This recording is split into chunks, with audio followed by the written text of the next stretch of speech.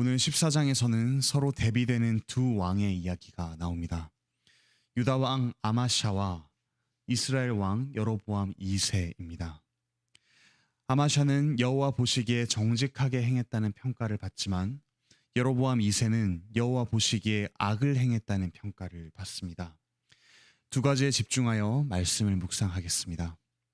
첫째, 두 마음을 품지 맙시다.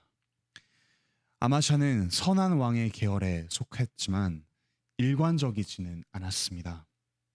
그는 여호와 보시기에 정직하게 행했지만 다윗과 같지는 않아서 여전히 산당에서 제사를 드렸습니다.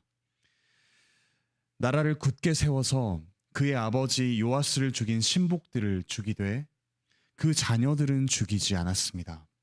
신명기 24장 16절의 말씀대로 아버지들의 죄를 자식들에게 돌리지 않았습니다.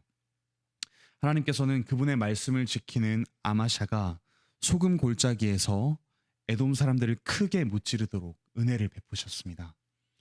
똑같은 소금 골짜기에서 에돔 사람들을 크게 이긴 다윗을 떠올리게 하는 사건입니다.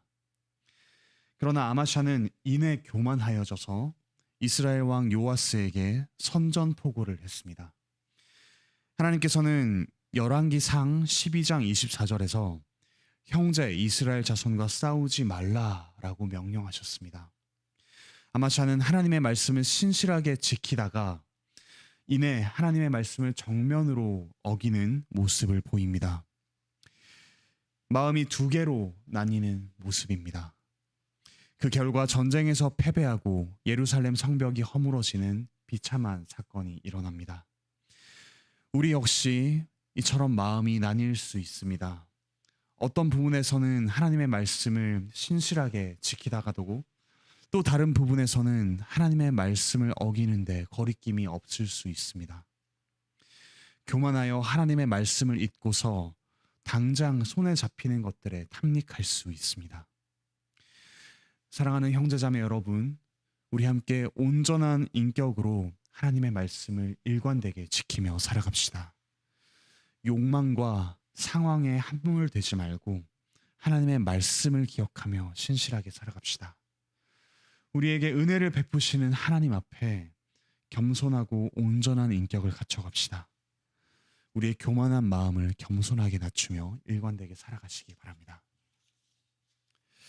둘째, 하나님의 신실하신 은혜 안에서 살아갑시다. 이 아마샤와 대비되는 여로보암 2세는 여로보암 1세의 길을 그대로 따라갔습니다.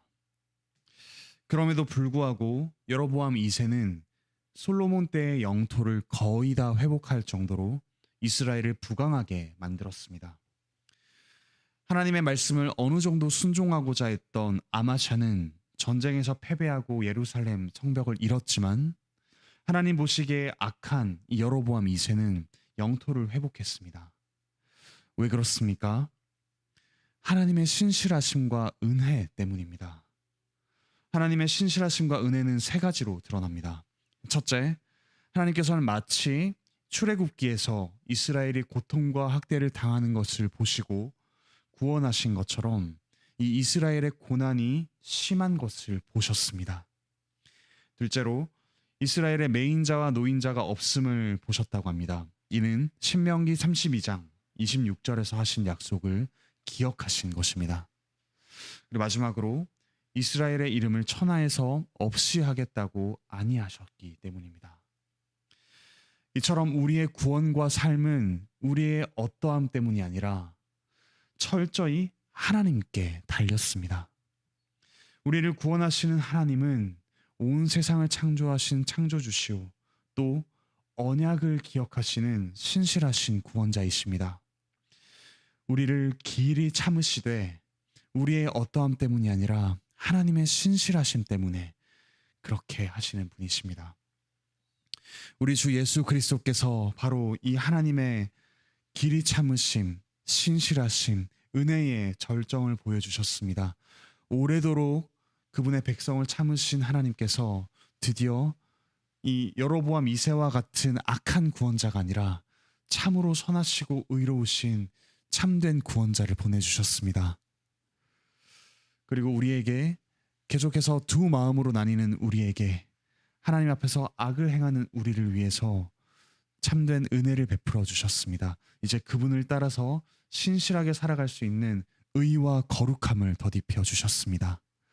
그러므로 사랑하는 형제자매 여러분, 우리 두 마음으로 나뉘지 말고 또한 하나님의 은혜를 기억하면서 그분의 신실하심을 따라 신실하게 살아갑시다. 오늘 하루 직장에서, 가정에서, 또 여러 관계 속에서 두 마음으로 나뉘고자 하는 그런 유혹을 받기 쉽습니다. 어떤 부분에서만큼은 하나님의 말씀이 아니라 우리의 욕망과 상황을 따르기가 참으로 쉽습니다. 하지만 이와 같은 하나님의 은혜를 기억하시면서 오늘 하루 신실하게 하나님의 말씀에 응답하는 여러분 모두가 되시기를, 우리 모두가 되기를 바라고 축복합니다. 기도드리시겠습니다. 하늘에 계신 우리 아버지 하나님, 하나님의 자비하심과 길이 참으심이 어찌 그리 크신지요. 우리가 하나님 앞에서 신실하게 살아가는 것처럼 보이지만 여전히 두 마음을 품고 그 나뉜 마음을 품고 살아갈 때가 얼마나 많은지요. 하나님 보시기에 악을 행하는 때가 어찌나 많은지요. 그런 하나님께서는 언약에 신실하셔서 또한 우리의 자그마한 순종에도 기뻐하셔서 우리에게 크신 은혜를 베푸십니다. 그 아들 예수 그리스도를 보내셔서 우리의 의와 거룩함이 되게 하시고 우리로 하여금 그 의와 거룩함을 덧입어 살아가게 하십니다. 그 은혜를 기억하면서 오늘 저희가 만나는 모든 상황 가운데 하나님 앞에 신실하게 살아가는 그 크신 은혜를 베풀어 주십시오. 몸과 마음에 고통을 받는 성도들 주님께서 기억하셔서 속히 낫게 하여 주시고 회복케 하시는 하나님의 은혜에 감사할 수 있는 더욱더 크신 은혜를 베풀어 주십시오. 여러 관계로 힘들어하는 성도들이 있습니다. 직장에서의 관계로, 또 가정에서 부모와 자녀의 관계로, 부부의 관계로, 여러 가지 관계로 힘들어하는 우리 성도들 주님께서 은혜를 베풀어 주십시오. 우리 사이에 성령님께서 평화를 이루어 주셔서 하나님을 중심으로 하는 그 관계가 얼마나 평화롭고 또한 풍성한지 누리는 그 크신 은혜를 베풀어 주십시오. 오늘 하루 하나님의 은혜를 발견하며 감사하며 살아가는 하루가 되기 원합니다. 감사드리며 예수 그리스도의 이름으로 기도드립니다. 아멘. 은혜로운 기도의 시간 되시기를 바랍니다.